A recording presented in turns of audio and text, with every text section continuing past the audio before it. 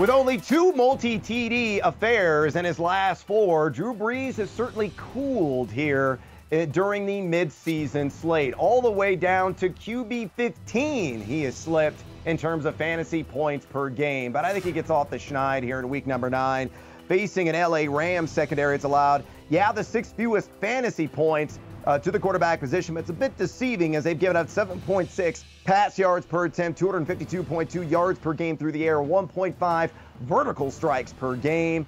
Inside the creature comforts of the Superdome, Brees blows his way to 341 yards, 3 touchdowns, and 0 interceptions. Yeah, Todd Gurley's been going nuts, but kind of at the expense of Jarod Goff, who's been a bit up and down, kind of like a piston in an engine here the last several games. But boy, you got to play him with the utmost confidence this week in a game, maybe the first to 40 wins against the New Orleans Saints.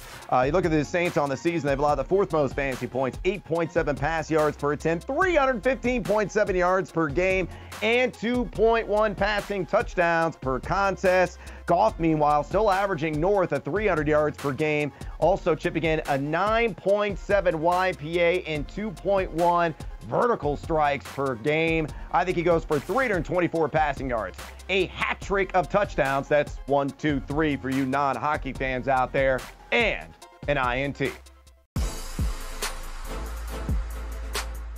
The Saints and Rams game comes with the highest projected total of the week at a whopping 60 points.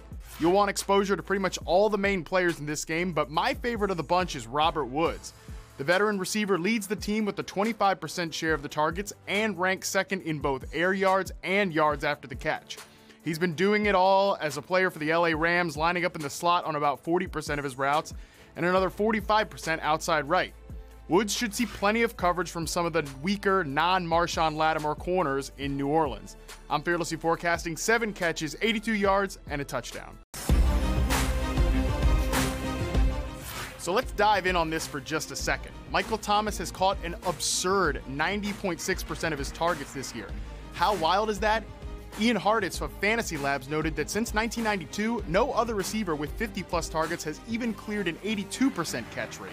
Thomas is lapping the field right now in terms of efficiency, fully dominating as an elite player in one of the NFL's best offenses. He'll get to show off his skills this week against the Rams secondary that is all kinds of banged up in the cornerbacks group.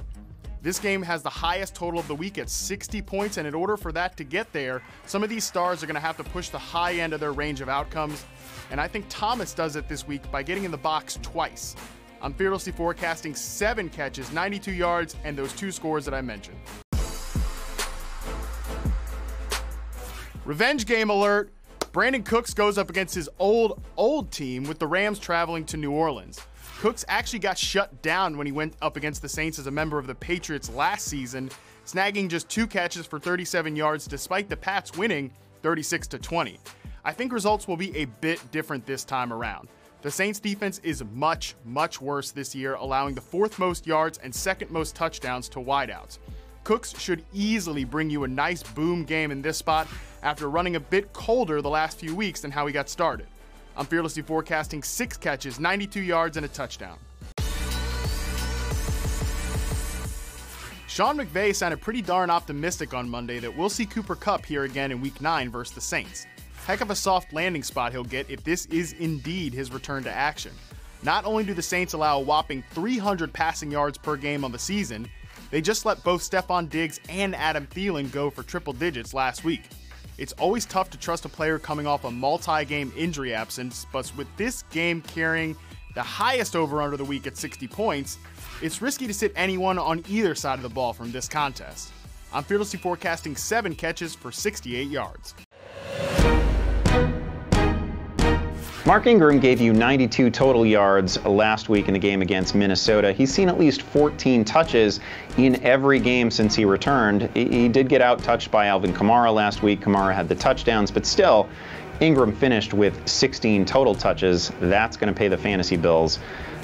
throughout the remainder of the season. Gets a matchup this week with the Rams, and the Rams are just here to outscore you. That defense hasn't been spectacular. They're allowing 4.8 yards per carry so far this season. We assume the Saints are going to rely heavily on their running backs in this one. I think it's going to be another good week for Ingram. I think he finds the end zone here as well. I'm going to give him 14 carries in this one, 59 rushing yards, 1 touchdown, also 2 catches for 16 yards.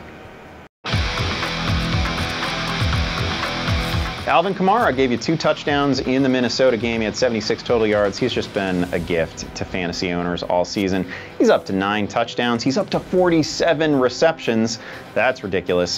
He gets a matchup this week with a Rams defense that's allowing 4.8 yards per carry to opposing rushers and has also allowed the 7th most receptions to opposing running backs.